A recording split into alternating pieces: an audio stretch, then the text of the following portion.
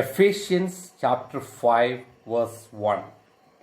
Be imitators of God, therefore, as dearly loved children. इफिसियों 5 का 1 कहता है, इसलिए प्रिय बालकों के समान परमेश्वर का अनुकरण करो। Paul puts it flatly, bluntly, and openly. Be imitators of God. Paul इसे सपाट स्पष्ट रूप से खुले तौर पर कहता है, परमेश्वर की अनुकरण करो।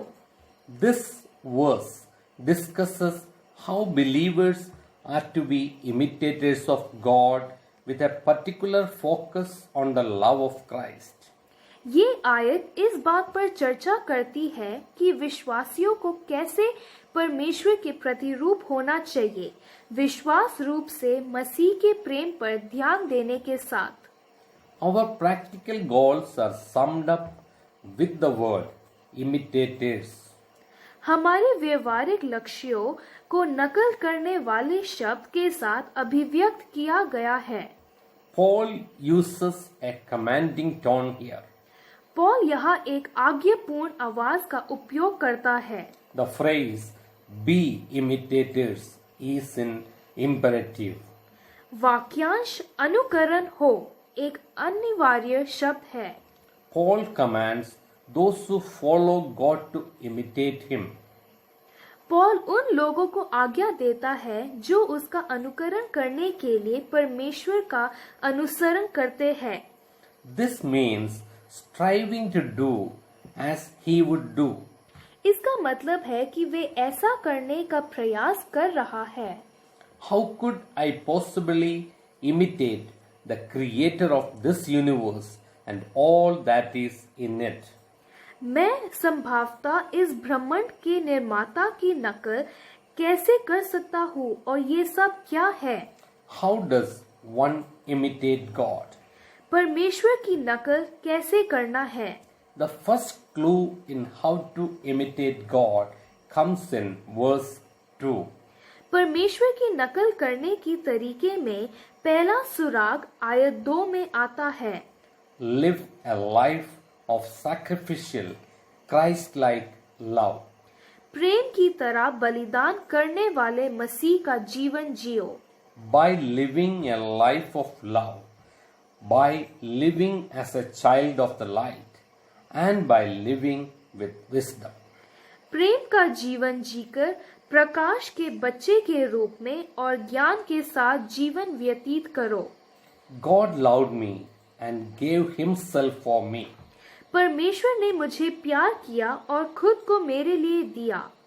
If I am going to imitate him, then I need to love those around me and be willing to give myself for them. अगर मैं उसकी अनुकरण करने जा रहा हूँ तो मुझे उन लोगों से प्यार करने की जरूरत है जो उनके लिए खुद को देने के लिए तैयार हो। We used to live in darkness, separated from the light of Christ. हम मसीह के प्रकाश से अलग अंधेरे में रहते थे। But that is our past and we should no longer live like that. लेकिन वे हमारा अतीत है और हमें अब उस तरह नहीं रहना चाहिए। Instead, we should shine the light of Christ into the darkness and expose those actions for what they really are. इसके बजाय हमें अंधेरे में मसीह के प्रकाश को चमकाना चाहिए और उन कार्यों को उजागर करना चाहिए जो वे वास्तव में हैं। Where the light shines, there is no place for the darkness. जहाँ प्रकाश चमकता है वहाँ अंधेरे के लिए कोई जगह नहीं है। Be wise and make the most of every opportunity. बुद्धिमान बनो और हर अवसर का अधिकतम लाभ उठाओ। Look for ways to allow the light of Christ to shine into the dark world around us. मसीह के प्रकाश को हमारे चारों ओर की अंधेरी दुनिया में चमकाने की अनुमति देने के तरीकों की तलाश करें। Do not foolishly follow the ways of the world and its wisdom. मूर्खतापूर्ण तरीके से अपने ज्ञान में दुनिया के तरीकों का पालन ना करे, Rather know and understand the will of God and choose to follow it instead. बल्कि ईश्वर की इच्छा को जानने और समझिए और उसके बजाय परमेश्वर का अनुसरण करना चुने। Be imitators of God, therefore, as dearly loved children. इसलिए प्रिय बालकों के समान परमेश्वर का अनुकरण करो। When a parent loves their children, it is only natural for their children to want to be like their parent. जब एक माता पिता अपने बच्चों से प्यार करते हैं तो उनके बच्चों का अपने माता पिता की तरह बनना स्वाभाविक है। And what do we see here but Paul telling us that we are dearly loved children? और हम यहाँ क्या देखते हैं, लेकिन पॉल हमें बता रहा है कि हम भी वो बच्चे हैं जिन्हें बहुत प्यार किया जा रहा है। So what should our natural response be? तो हमारी स्वाभाविक प्रतिक्रिया क्या होनी चाहिए? It should be to be like our heavenly Father. ये हमारे स्वर्गीय पिता की तरह होना चाहिए। That example is given to us in the life of Jesus, वे उदाहरण हमें यीशु के जीवन में दिया गया है। the Son of God who lived a life of love. परमेश्वर का पुत्र जिसने प्रेम का जीवन जिया। He exemplified it in everything he said and did. उसने जो कुछ कहा और किया उसमें उसे मिसाल दी।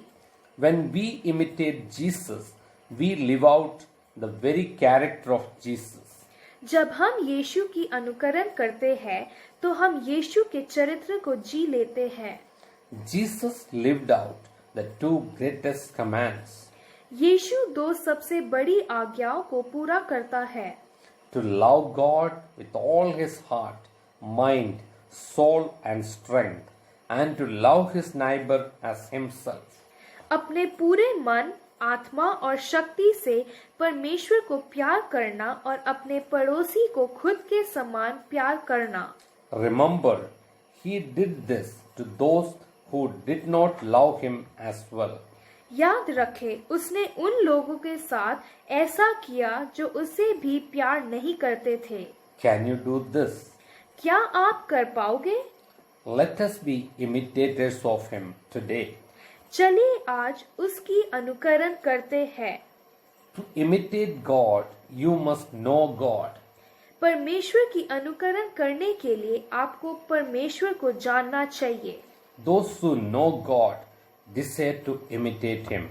जो लोग परमेश्वर को जानते हैं वे उसकी अनुकरण करना चाहते हैं। Lord, we can never thank you enough for your amazing love for us. परमेश्वर, हम आपके अद्भुत प्रेम के लिए हम कभी भी पर्याप्त धन्यवाद नहीं दे सकते। Thank you that you love us more than any human father. धन्यवाद कि आप हमें किसी भी मानवीय पिता से अधिक प्यार करते हैं। Thank you that because of your love for us, we are able to love those around us. हमारे लिए आपके प्यार के कारण इसके लिए धन्यवाद, हम अपने आसपास के लोगों से प्यार करने में सक्षम हैं। In Jesus' name, Amen. यीशु मसीह के नाम में आमीन।